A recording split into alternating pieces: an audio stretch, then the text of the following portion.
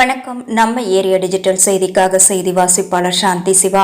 குழந்தைகளை சாப்பிட வைக்க மற்றும் அடம் பிடிப்பதை தவிர்க்க சிறு வயதிலேயே மொபைல் போன்களை கொடுத்து கெடுக்கும் தாய்மார்கள் தங்களை திருத்திக் கொள்ள வேண்டும் என வழக்கறிஞர் மதுமிதா ஜெயபிரகாஷ் அறிவுறுத்தியுள்ளார். கல்வியால் ஜெயிப்போம் சமூக சேவை அறக்கட்டளை சார்பில் இன்றைய காலகட்டத்தில் சமூக வலைதளத்தால் ஏற்படும் பிரச்சினைகள் குறித்த கருத்தரங்கு அறக்கட்டளை 3ஆம் ஆண்டு தொடக்க விழா மற்றும் மாணவர்களுக்கு நல உதவிகள் வழங்கும் விழா திருவள்ளூரை அடுத்த கொத்தியம்பாக்கம் கிராமத்தில் நடைபெற்றது. அறக்கட்டளையின் தலைவர் வினோத் தலைமை வகித்தார். செயலாளர் சரண் முன்னிலை வகித்தார். இதில் சிறப்பு அழைப்பாளர்களாக சித்துக்காடு ஊராட்சி மன்ற தலைவர் வேலுச்சாமி, வழக்கறிஞர்கள் மதுமிதா ஜெயபிரகாஷ், மெர்லின், சதீஷ், ஒன்றிய கவுன்சிலர் மகா ஆகியோர் கலந்து கொண்டு சிறப்புரையாற்றினர். இதில் வழக்கறிஞர் மதுமிதா ஜெயபிரகாஷ் பேசும்போது, இன்றைய காலகட்டத்தில் வாட்ஸ்அப், பேஸ்புக், இன்ஸ்டாகிராம் போன்ற பல சமூக வலைதளங்கள் இளைஞர்கள் மற்றும் சிறுவர்களை அடிமையாக்குகிறது.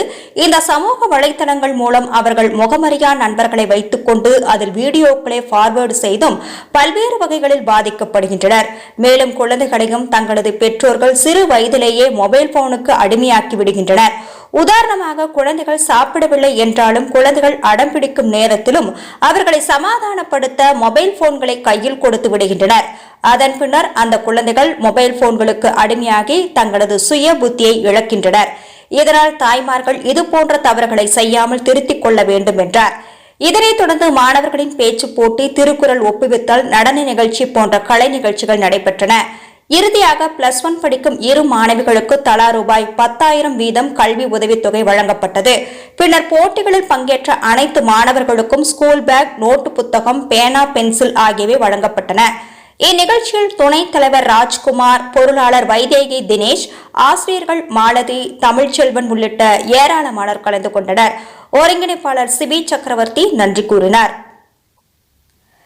இன்றைய காலகட்டத்தில் சமூக வலைதளங்கள் மூலம் குழந்தைகள் எவ்வாறு பாதிக்கப்படுகின்றனர் என்பது குறித்த உங்களது விமர்சனங்களை நம்ம ஏரியா டிஜிட்டல் செய்தி வரவேற்கிறது.